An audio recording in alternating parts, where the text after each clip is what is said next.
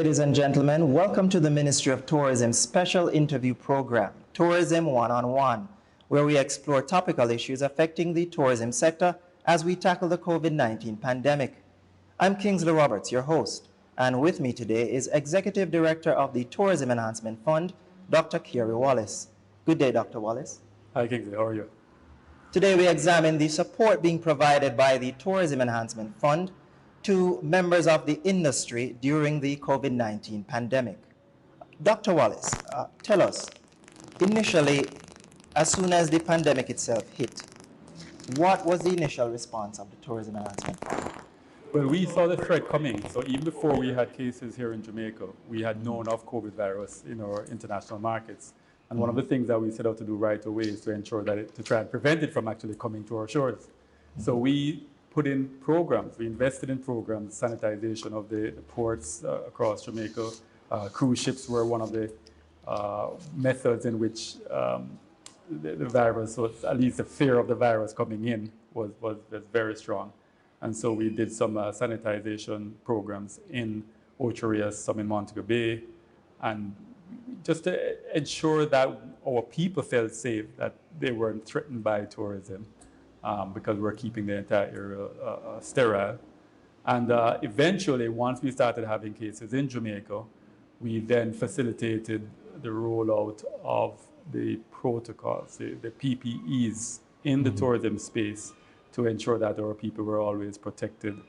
And so what was TEV's role in the development and rollout of the protocols? So we supported TPDCO in coming up with the protocols, but of course we have levels of our stakeholders in tourism, where the formal hotels, the support services around it, the attractions and so on, and the informal sector that are in the resort towns. Now, COVID is a virus that doesn't care about whether you're formal or informal. So once you're a human, you are able to contract or transmit the virus. So we needed to ensure that our tourism space was always protected from top to bottom, formal or informal. And whereas a lot of the formal sector could handle their own PPEs, their hand sanitizers, their thermometers and so on, we had to go in and lend support to provide those PPEs for the smaller properties as well as the informal sector. So take us back to last year, March. Personally, just explain for us, what was it like going through that process? Well, none of us have been through a global pandemic, so I think all of us were pretty much learning day by day, week by week as we went into it. I personally hope that it wouldn't have lasted more than a few weeks or months. I laugh when I look back at that now, but you were hoping that it was a bump in the road that you could overcome easily. Thankfully, we've been able to hold strain, so to speak, because of all the initiatives that we've taken to ensure that the industry was protected. We created a resilience corridor, and then we invested in making sure that resilience corridor had all the necessary resources so that the tourism workers, as well as the visitors, would have the best chance of still having a holiday experience without being exposed to the virus. All right, and of course, TEF would be providing support to various subsectors within the industry itself. So what type of support has TEF been providing for hotels? So we, for the small hotels and so on, we actually purchase kits that that including the hands-free garbage bins, the hands-free sanitizer dispensers, the thermometers, the stickers on the ground for social distances and so on. So we purchased these packages in bulk, and then we distributed to the smaller properties across Jamaica.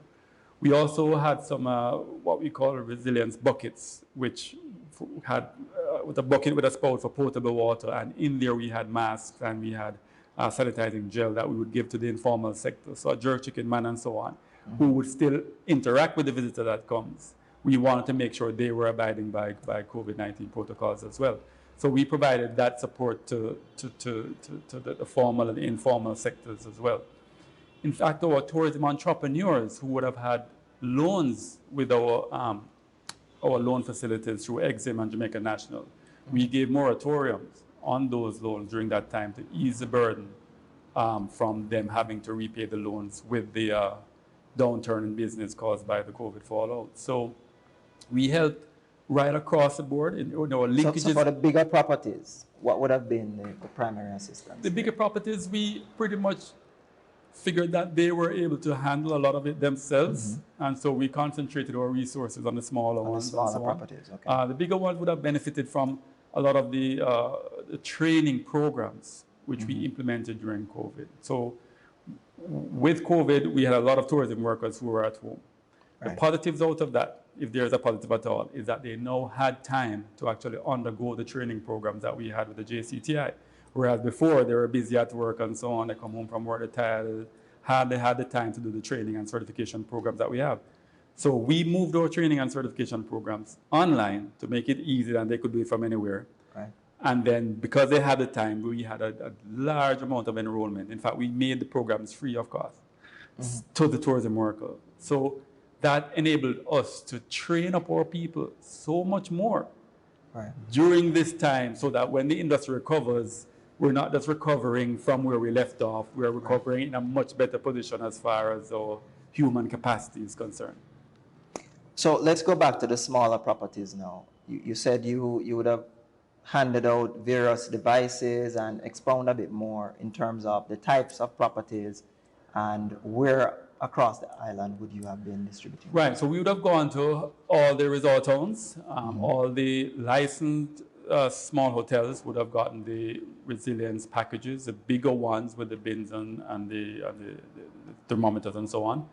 The informal sector where we had the bucket packages, that we really spread across Jamaica. So Kingston, all the way on the north coast, south coast as well. We had those buckets all over. In fact, they were quite popular, quite well appreciated. And it gave confidence not just to the vendor, but it gave confidence to the patrons who would still be patronizing those vendors. You know, knowing that they now have the kids to be clean and so on. We also partnered with the JHTA and we provided masks that were branded JHTA and TEF. And that was distributed. It was part of their ambassador program. So what was happening was that tourism was doing so well as far as containment of the virus. Very, very few cases in the tourism corridor, the resilience corridor. However, where the cases were increasing were in the communities of Jamaica.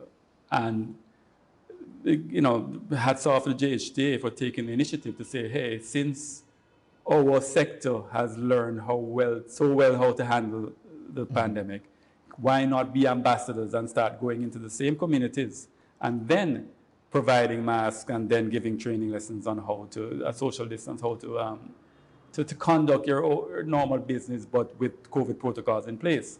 And hats off to President Clifton Reeder and former President Robinson, who had spearheaded this program. But we supported by purchasing the masks and donating to them. So right across Jamaica, you would see those JHA and TEF masks that we. And the masks would also benefit the small producers of masks as well. Well, speaking of support to the small producers, you know, we have the Linkages program where that's our mantra or mandate to as much as possible get our local suppliers and manufacturers to supply what tourism consumes.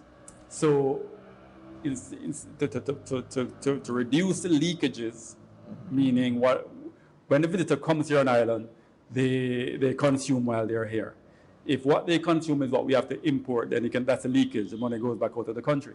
Now, if we can make sure what they need to consume here in Jamaica is what we can supply locally, then that will be a way of making sure the tourism dollar gets right into the communities across Jamaica and creates the wealth that we want to see.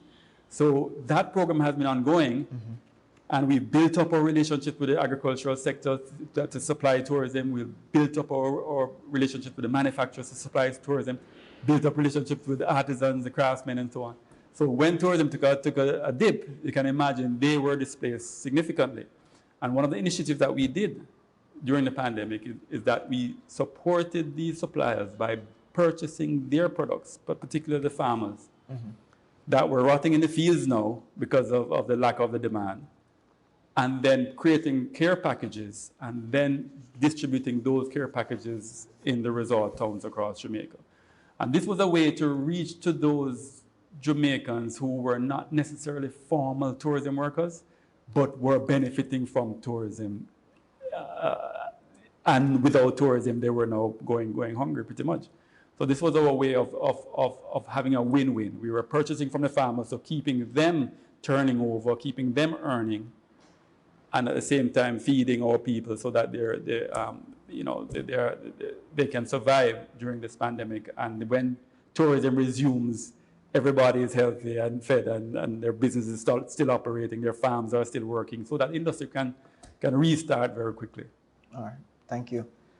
That brings us to the end of our program. Thanks for joining us today, Dr. Wallace.